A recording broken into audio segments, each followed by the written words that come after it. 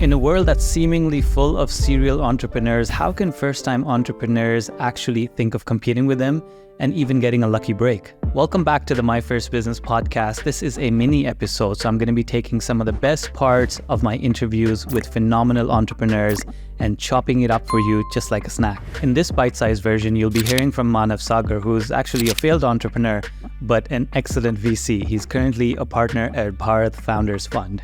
Maanav talks about how he, being a VC, now looks at funding serial entrepreneurs versus first-time entrepreneurs.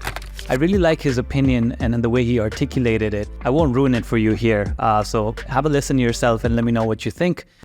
One of the core purposes of your job, and correct me if I'm wrong, is it true or not? Do you prefer to look for serial entrepreneurs when you're looking for your portfolio companies or not? If yes, why? If no, why? And if yes, how do you, what are the characteristics of someone who's not a serial entrepreneur yet, but you can see it?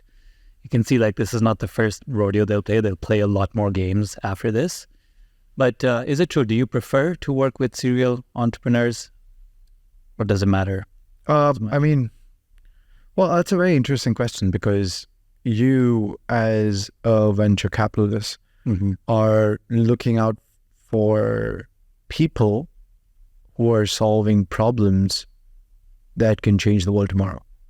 And that sounds very bougie, I know, but that is actually what's true. It means everything and nothing at the same time. Yeah. It's either you're all in or you're nothing, right? And that's the kind of people you're looking for. Now, are those people serial entrepreneurs? Yes or no, if that's the question. And I think the answer is a yes and a no, because there's certain traits that I've learned over the last 4 years of investing, and one of them being how are serial entrepreneurs different than a first-time entrepreneur? And one of them being, I think, and I can be wrong again, I think serial entrepreneurs are a little safer. Okay. And not as an investment opportunity, but their approach. Because they try and go after large markets for which products already exist. So they don't necessarily always enter the blue ocean. So they can be going after something which is a large market, and they've done enough networks and research. They have enough networks and they've done enough research to tap into it. And with that, you don't necessarily always see a lot of innovation. What you do see is doing it better than somebody else, or what you do see is trying to go and grab the market a lot faster and make revenue differences and stuff like that. I'm not saying this is not a general statement, first of all. This is like a small trend that I've kind of observed is them going after problems which have solutions, but they want to go and do it better. And there's nothing wrong with that as well. But that's the general trend that I've seen. Yeah. With first-time entrepreneurs, they are a little more agile because they have more room to play now. If tomorrow you were starting another company, you've learned the tracks. So you're not going to do certain things the next time, which you did the first time, because you've learned it. Yeah. But it's the path not taken for you as well, right? And for a first-time entrepreneur, they might just take that path and find crazy amount of innovation or growth or scale. Yeah. So I think they're riskier in their approach. They might be a lot more agile. They might be a lot more fast-forward. And so are we looking for serial entrepreneurs? Hell yeah, man. Look, they're people who've built scale large companies. There's no reason why. And what serial entrepreneurs also come with is they kind of lack execution risk, which is the first thing when you have... What do you mean execution risk? When I'm giving you money, yeah, do I believe you'll be execute with it? Like, are you good enough to execute with that money right now? What validates that?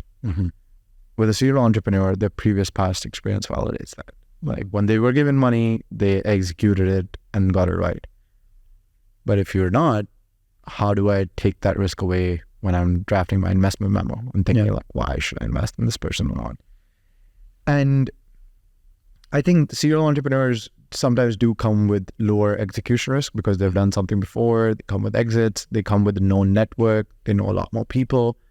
Are we only looking for them? No, because if that was the case, then how would you back new innovation or new talent if you're always looking for serial entrepreneurs? That's like asking somebody for a 10-year experience as soon as they're out of college. Yeah, it's ridiculous. Yeah. So my thing is, my thought process around it is to look for people who are hungry, energetic, understand the market, have unique insights, which I have and you don't, have a strong go-to-market plan in going and have done something on ground by themselves, which they think I can scale very quickly. Yeah. So that's the kind of like a few things we should look out for. All right, that's all, folks. I hope you enjoyed that teaser. I think you will love the full episode. I'll leave the links in the description below, or you can head on over to my website. It's nparvez.com. Before you head off, I have just one more question to ask you. Why haven't you subscribed yet?